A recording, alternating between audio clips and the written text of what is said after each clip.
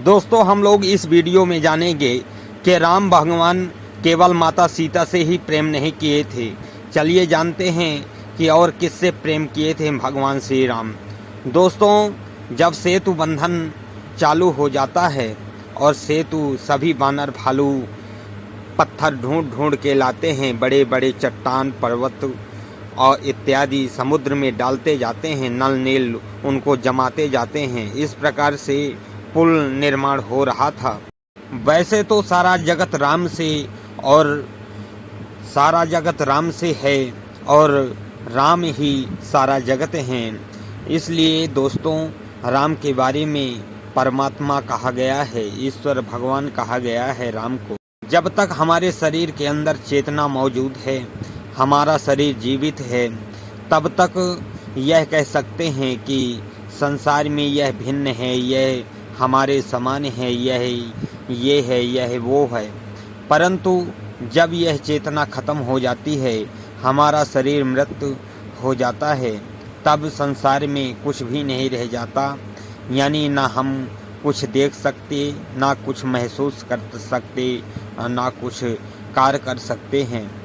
इसी प्रकार से भगवान से ही सारा जगत बना हुआ है और सारे जगत से ही भगवान बने हुए हैं। इस प्रकार से भगवान श्री राम इसीलिए तो सबका आदर करते थे। भगवान श्री राम जब पुल निर्माण पूर्ण हो जाता है, उसके बाद सभी को संबोधित करते हैं। इसी प्रकार से माता सीता ने केवल राम से ही प्रेम नहीं किया था। दोस्तों, प्रेम तो निस्वार्थ भाव से किया जाता है और माता सीता ने लंका में रहकर यह साबित कर दिया एक तिनका को उठाकर कि वे तिनके से भी प्रेम करती हैं। महादेव ने केवल माता पार्वती से नहीं प्रेम किया, बल्कि उनके गले में लटका हुआ सर्प और कानों में लटके हुए बिच्छू इत्यादि भूत प्रेत सब यह साबित करते हैं कि महादेव तो सारे जगत के हैं, महादेव ही तो निरंकार हैं। दोस्तों, बजरंगबली ने सिर्फ राम से अथाह प्रेम नहीं किया, बल्कि बजरंगबली ने तो सत्य और धर्म से अथाह प्रेम किया। इसीलिए तो राम से उन्होंने अथाह प्रेम किया। सत्य और धर्म की तरफ अगर झुकाव बजरंगबली का न होता तो राम की तरफ कैसे झुक जाते। दोस्तों, भगवान श्री कृष्ण को तो राधा का प्रेमी माना जाता है और राधा को श्री कृष्ण का प्रेमी माना जाता है, परंतु यह भी सत्य नहीं है। भगवान श्री कृष्ण केवल राधा से प्रेम नहीं करते थे, बल्कि वो आप लोग देख सकते हैं कि बचपन में वो गौ से कितना प्रेम करते थे, गौ माता से कितना प्रेम करते थे। उन्हें चराने ले जाना, उनसे बातें करना, उनके साथ खेलना, उनके बछड़ों के साथ खेलना और ग्वाल बालों से प्रेम करना। और उनका सर्वाधिक प्रेम तो धर्म की तरफ झुकाव था। वे सत्य और धर्म की सर्वाधिक प्रेम करते थे। वे पशु पक्षियों के अलावा अपने ग्वाल बाल के साथ हंसी ठिठोली करना, उनके साथ खेलना। और जब वे मथुरा से छोड़कर महाभारत में आते हैं, तब देखिए वे धर्म और सत्य की तरफ कैसे झुक जाते हैं।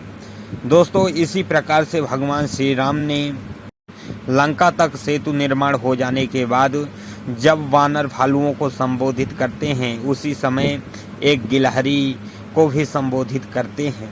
भगवान श्री राम कहते हैं कि आप लोगों के साथ ये गिलहरी भी हमारी इतनी ही सहयोगी बनी है जितने कि आप लोग हैं, क्योंकि जो भी समर्थ बना, इन्होंने हमारा परोपकार किया है।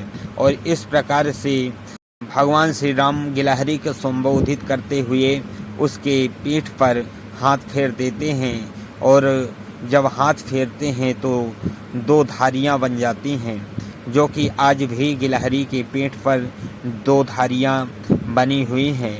और इस प्रकार से हम समझ सकते हैं कि भगवान किस प्रकार से छोट से बड़े ले तक हर प्रकार के जीवों का इज्जत करते थे और उनसे प्रेम करते थे। और आजकल तो सभी महादेव भगवान श्री राम भगवान कृष्ण को पूजा करेंगे और वहीं पशु पक्षियों की हत्या करते जाएंगे और मारते जाएंगे। इससे कहाँ प्रभु प्रसन्न होंगे, यह तो मेरे समझ में नहीं आता।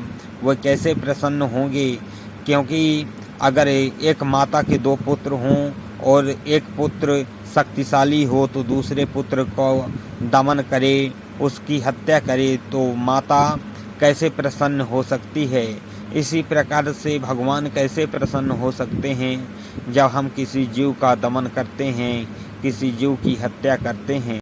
दोस्तों, मेरी यह वीडियो आप लोगों को कैसी लगी कमेंट बॉक्स में ज़रूर बताएं, और अगर अच्छी लगी हो वीडियो तो कमेंट बॉक्स में हर हर महादेव, माता पार्वती की जय ऐसा ज़रूर लिखें।